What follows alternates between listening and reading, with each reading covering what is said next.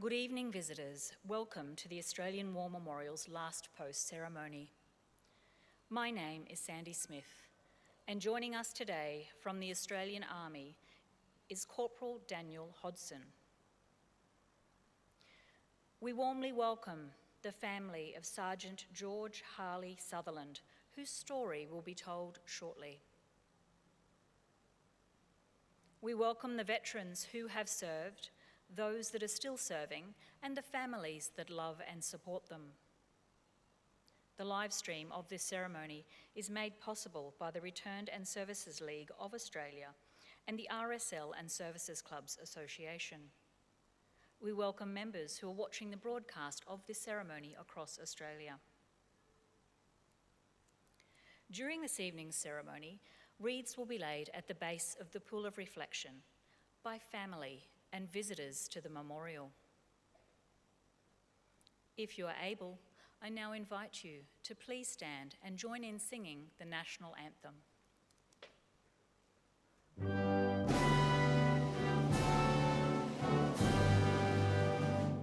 Australians, oh, let us rejoice, for we are one and free.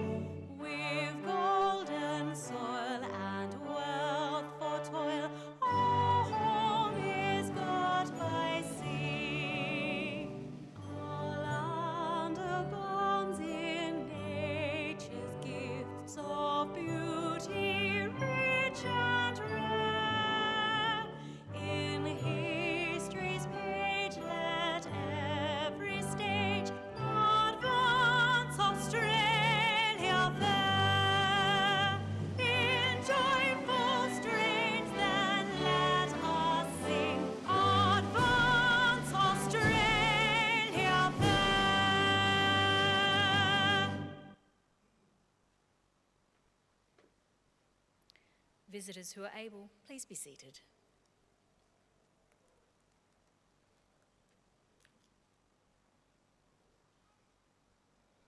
The Australian War Memorial was the vision of Charles Bean, Australia's First World War official historian. Bean landed with the Australian troops on Gallipoli and stayed with them at the front through to the end of the war. The idea of this national memorial and museum came to him at Pozières, France, in the depths of the bloody fighting of 1916. Bean's idea was that this would be a place where families and friends could mourn loved ones buried in faraway places. It would also be a place that could help all Australians understand what these men and women had endured and what they had done for us. Bean's vision, to which we remain true, is best expressed as inscribed in the entrance to the memorial's galleries. Here is their spirit, in the heart of the land they loved, and here we guard the record which they themselves made.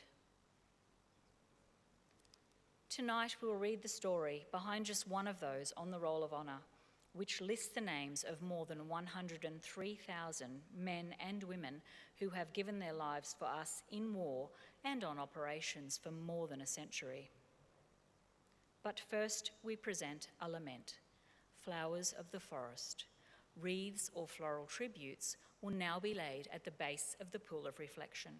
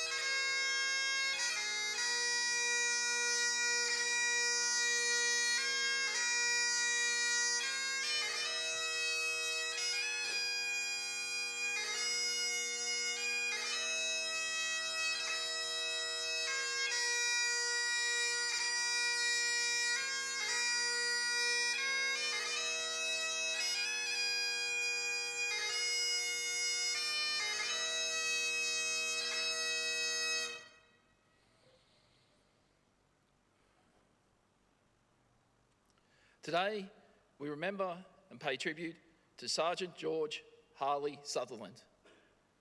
George Sutherland was born on the 30th of March, 1893, in Aberdeen, Scotland.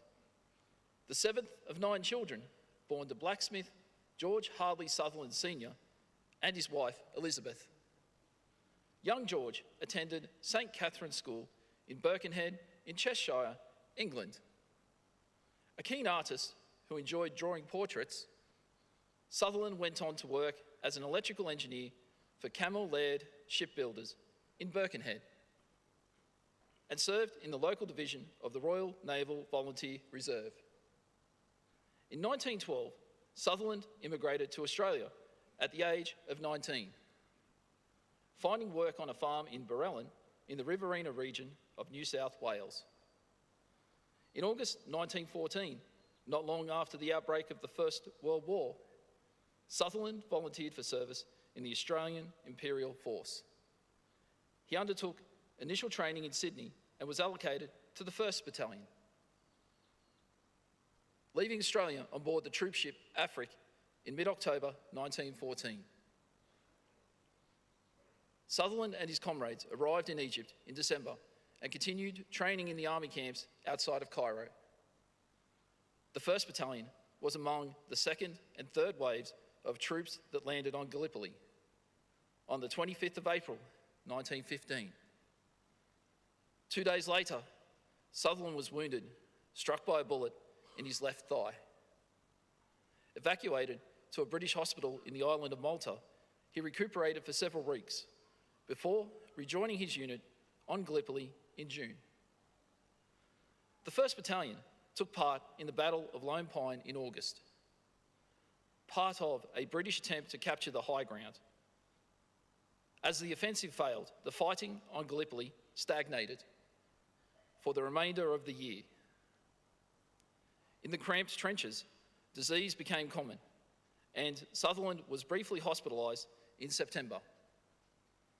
In November, he came down with influenza and was evacuated to England for recovery. By the time he had recovered, the 1st Battalion had moved to France. Returning to duty in August 1916, he spent time training in rear areas and in the front lines, and was involved in the fighting around Mouquet Farm. Promoted to Lance Corporal, he again fell ill and spent a week in a hospital with tonsillitis. Promoted to Corporal in November 1916, and then in Sergeant in January 1917, Sutherland undertook training at the Divisional Non-Commissioned Officer School to better understand his new duties. In May, he was with his battalion as it fought in the front lines near the ruined French village of Bullecourt. After a short period of leave spent visiting Paris, Sutherland rejoined his unit as it prepared for a major assault to regain the high ground east of Ypres. On the 16th of September 1917, the 1st Battalion moved into the front lines near Menin Road, with German artillery bombarding the Australian positions.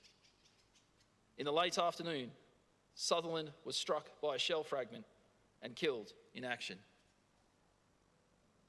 He was 24 years old. As the battles that took place around Ypres continued, the ground was fought over again, and the location of Sutherland's grave was lost.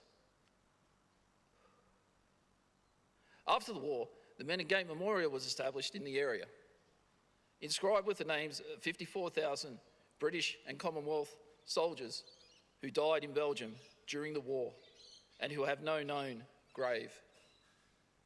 Sutherland's name is among them. His name is also listed on the Roll of Honour on my right, among almost 62,000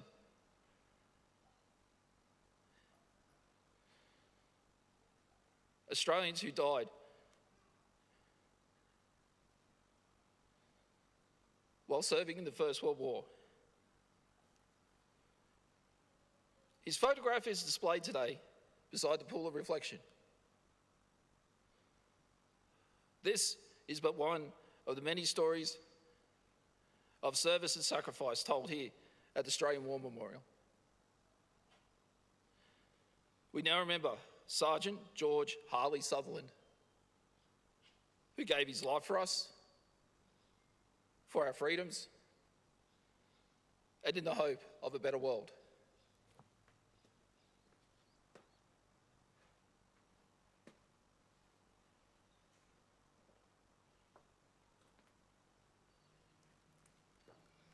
Please stand for the reading of the ode and the sounding of the last post.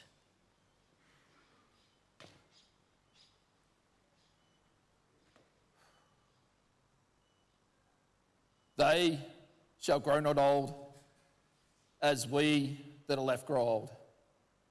Age shall not weary them, nor the years condemn. At the going down of the sun, and in the morning, we will remember them.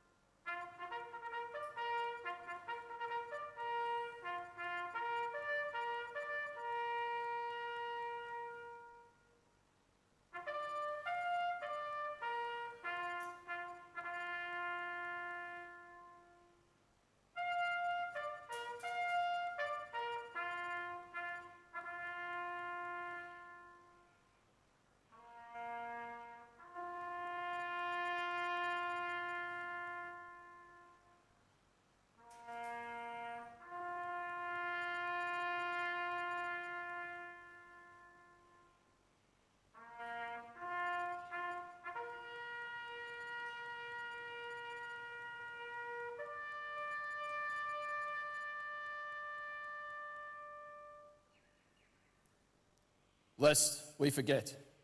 Lest we forget.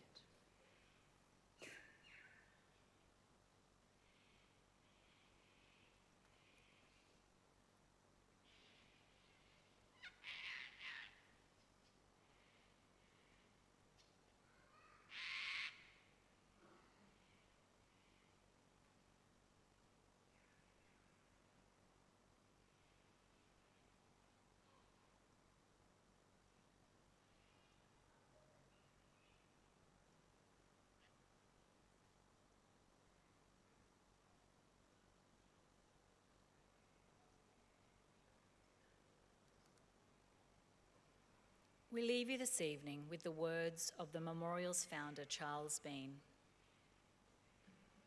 Many a man lying out there at Poziere or in the low scrub at Gallipoli with his poor, tired senses barely working through the fever of his brain has thought in his last moments, well, it's over.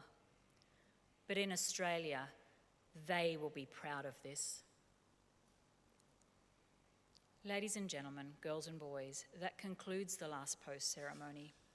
On behalf of our director, staff and volunteers, thank you for visiting the Australian War Memorial today and for your continued support during the memorial's development project. We wish you all a very pleasant evening.